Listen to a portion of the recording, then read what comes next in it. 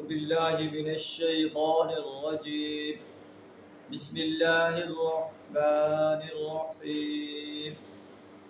قل أئنكم لتكفرون بالذي خلق الأرض في يومين وتجعلون له أندادا ذلك رب العالمين. وجعل فيها رواسي من فوقها وبارك فيها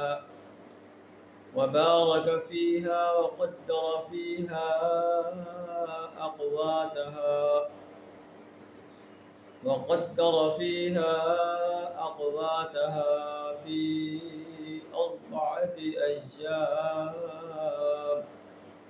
سواء للسائلين. صدق اللہ العظیم. سورہ حامیم السجدہ آیت نمبر 9 اور 10 آپ کے سامنے تلاوت کی.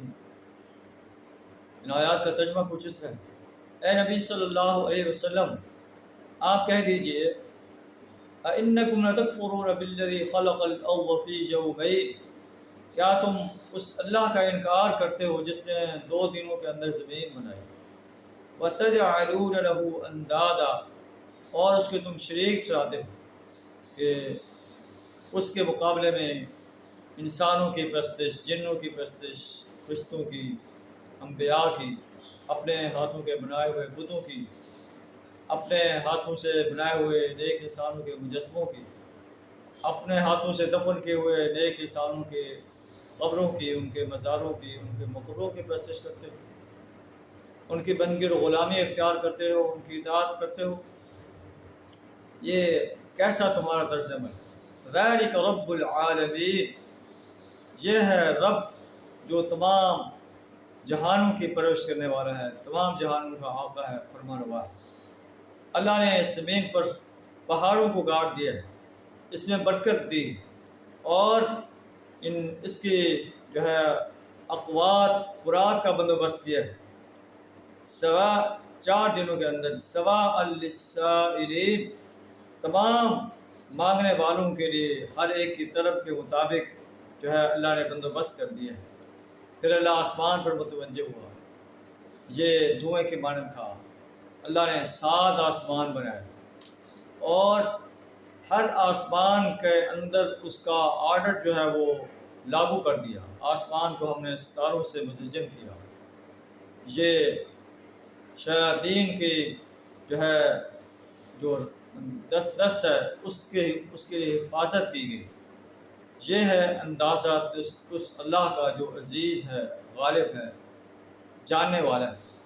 ان تمام مناظر قدرت کو دیکھ کر بھی اگر انسان میری وحدانیت کو تسلیم نہیں کرتے، میری پرستش، میری بندگی اور غلامی نہیں کرتے، میری اطاعت نہیں کرتے، میری حاکمیت کو نہیں مانتے، میرے دیے ہوئے نظام کو تسلیم نہیں کرتے، اس کے مقابلے میں باطل نظاموں کو سپورٹ کرتے ہیں، باطل نظاموں کے علمبردار ہیں، تو اے نبی صلی اللہ علیہ وسلم اگر یہ اعراض کرتے ہیں میرے آرڈرز کا، تو آپ کہہ دیجیے انذرتکم صاعقۃ مثل صاعقۃ عاد وثمود، میں تمہیں اس طرح اچانک ٹوٹ پڑنے والے عذاب سے ڈراتا ہوں جو عاد و ثمود پر آیا تھا.